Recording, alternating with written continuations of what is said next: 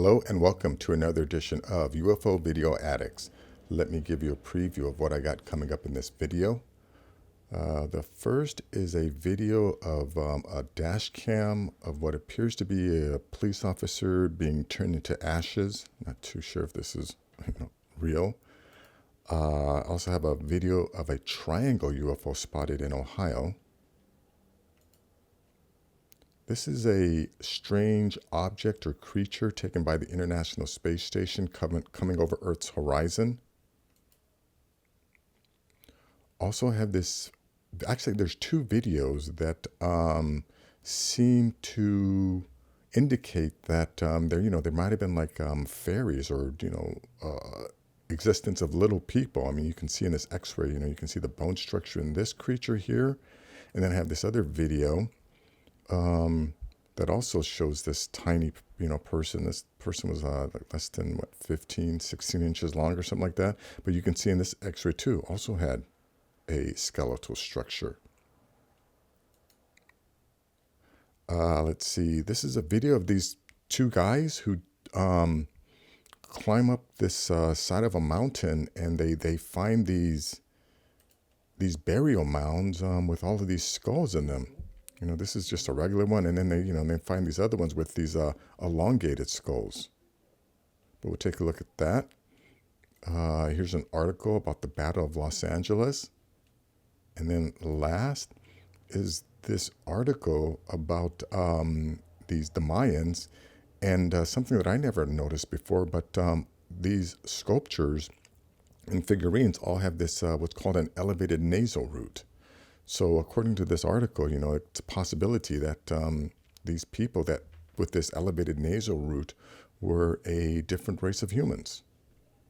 But anyways, let's go to the first video here. Now, when this video starts, there's a warning that, some people might feel this is inappropriate, whatever. But I don't even know if this is real, but let's check out this video here.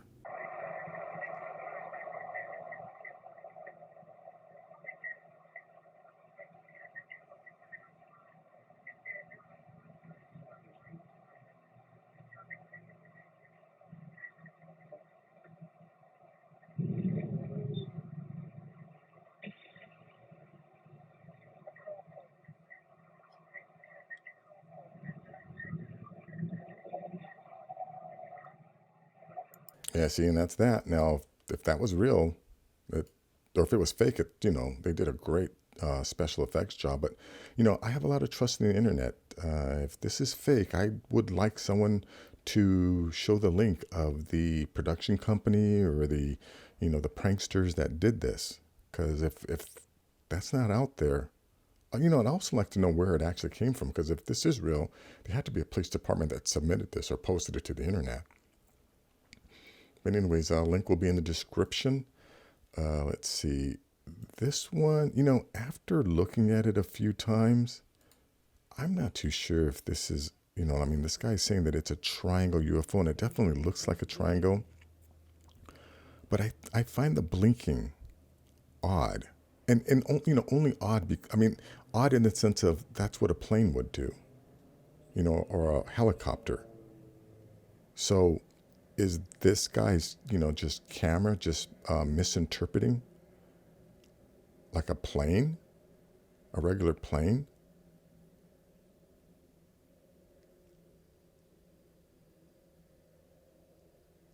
And the fact that you can also hear a plane, but I don't necessarily know if that's actually the same. So, he must have been on an infrared or something, a night mode. But anyways, that's that. Yeah, I'm not too sure what this guy got in that video. Let's see. Next video is from the International Space Station. Let me go to the beginning here. You can see this guy's going to point out, this giant arrow that's going to point out exactly what we're looking at.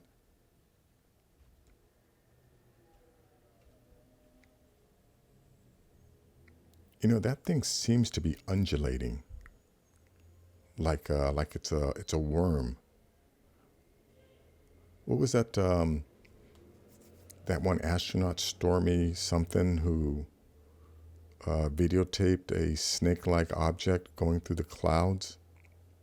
I wonder if this is something similar, you know, and you know, not a UFO, so to say, but an actual living organic creature, because they're definitely out there.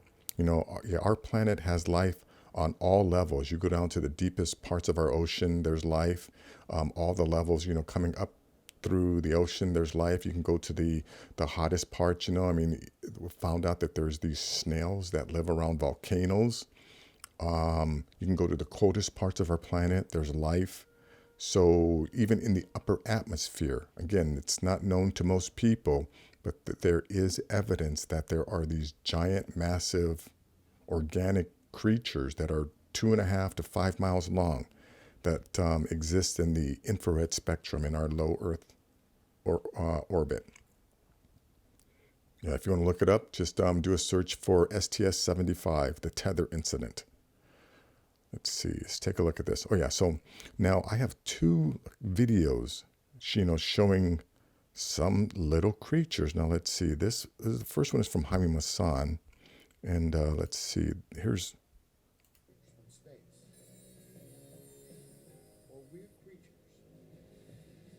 yeah, look at this little, now this guy here was found in a trap.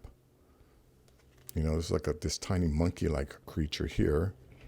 And let's see, and then, you know, here's this other one. You saw the X-ray at the beginning. But, you know, I don't want to play too much of this because I know they will hit me with a copyright violation. But, of course, the link will be in the description. But, you know, there's this little creature here that they found. Look at this guy. You know, and I showed you the X-ray of him. Let me see, go back to the X-ray.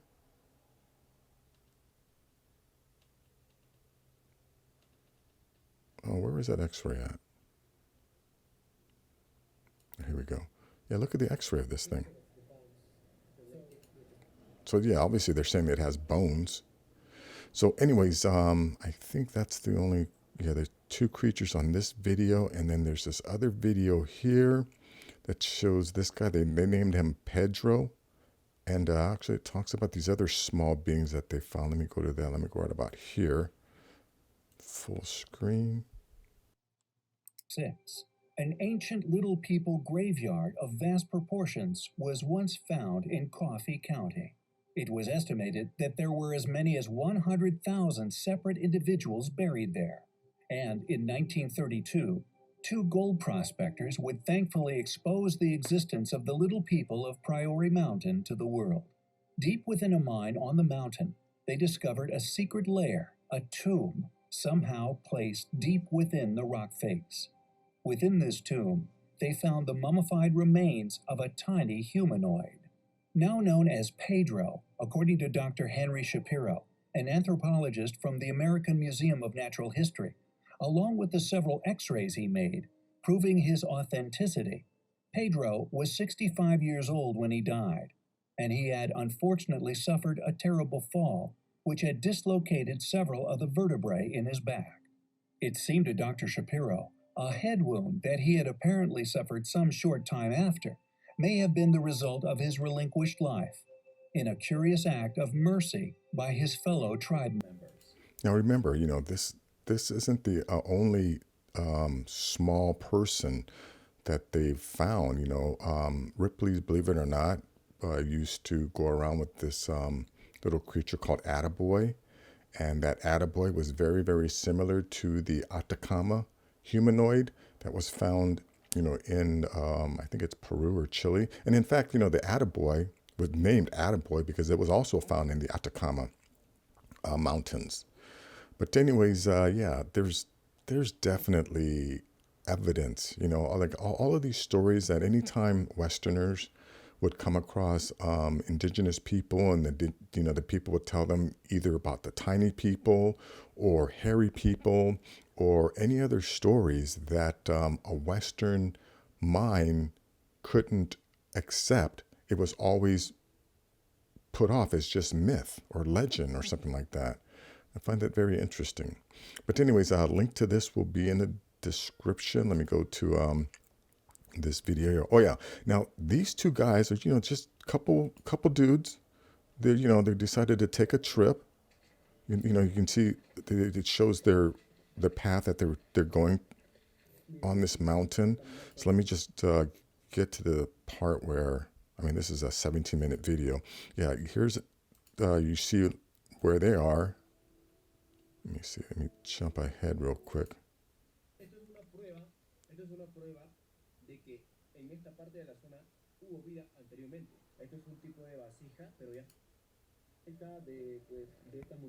Yeah, so you can see, where they are. They're way at the top of the mountains. And here, let's see. Let me just stop this here. Let me show you some of the first mounds, or the burial mounds that they find.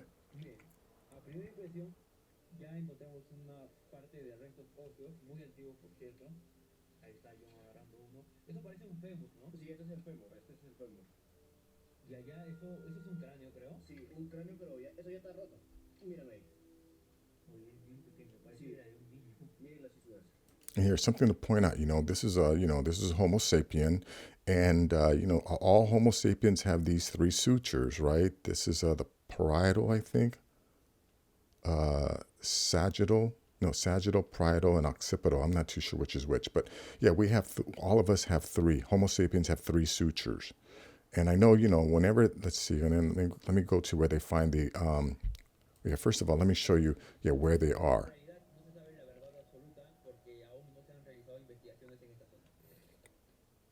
And you can see, they come around here, and you can see in these little holes here is where, where they're finding these bones. But anyways, they come and they find this, this one here. Check out these, these elongated skulls. Oh yeah, let me go back to where you can see the number of skulls in these burial holes. Or yeah, look at that.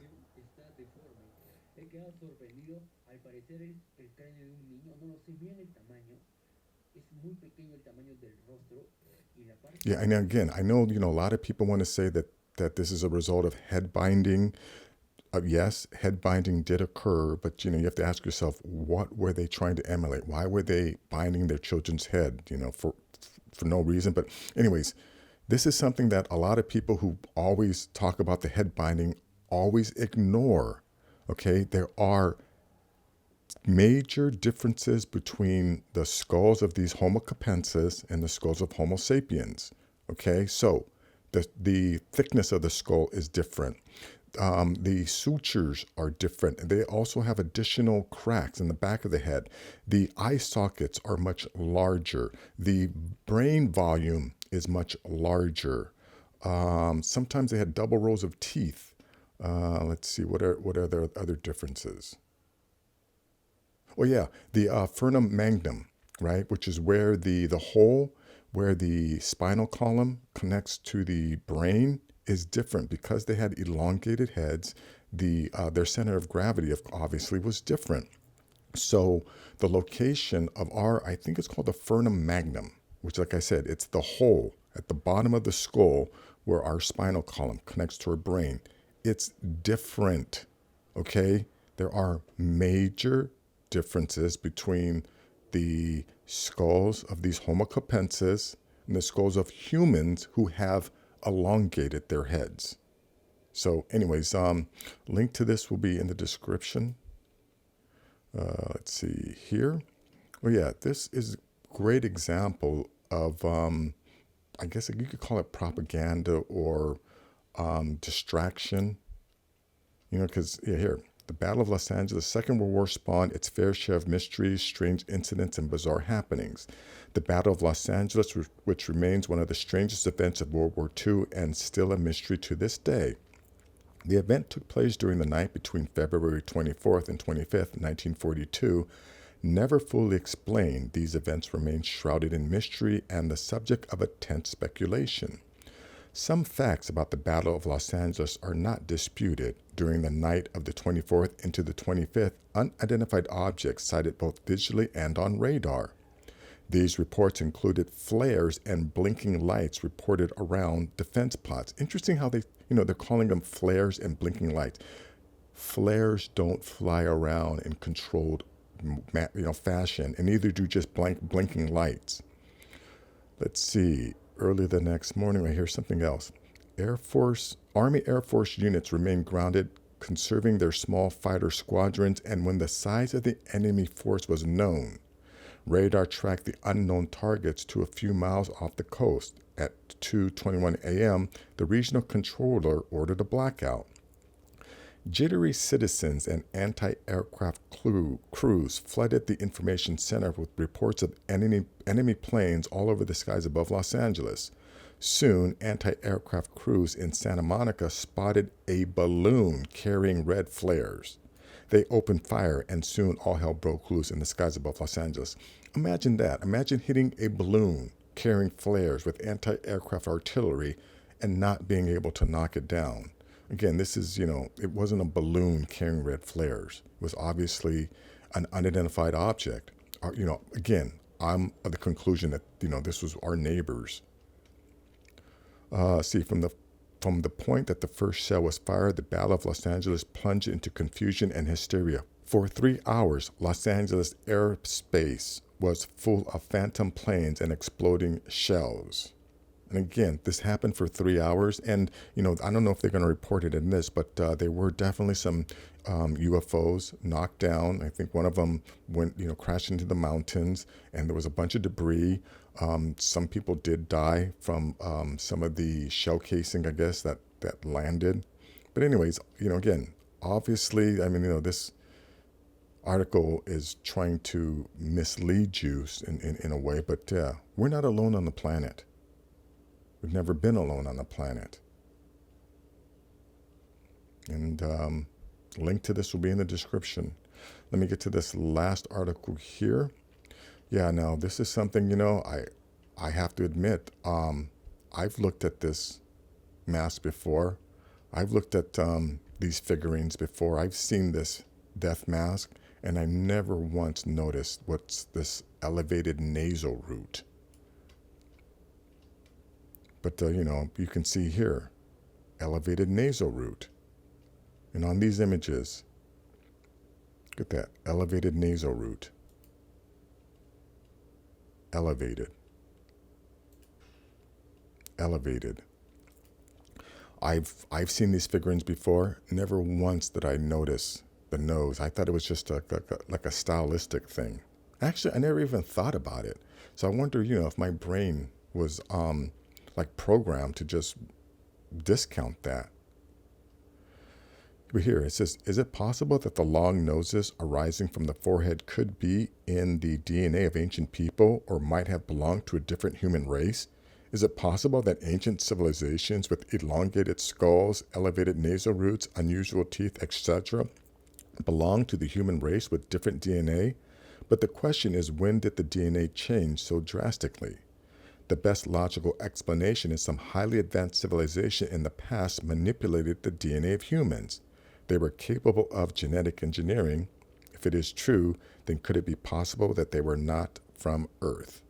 Yeah, I definitely think that, since the majority of hunter-gatherers who, again, live in tribes all have melanin in their skin and don't sunburn, and suddenly you have this completely different race of people who do sunburn, who have a different style of architecture, different skill sets as far as making buildings, and we're supposed to believe that we all came from the same race of people who walked out of Africa. Sorry, I am not buying that BS anymore. But anyways, that is going to be it for this video. If you like things like this, please give this video a thumbs up. Please share this video. And if you're new to the channel, please subscribe. I'll have more things like this. Take care.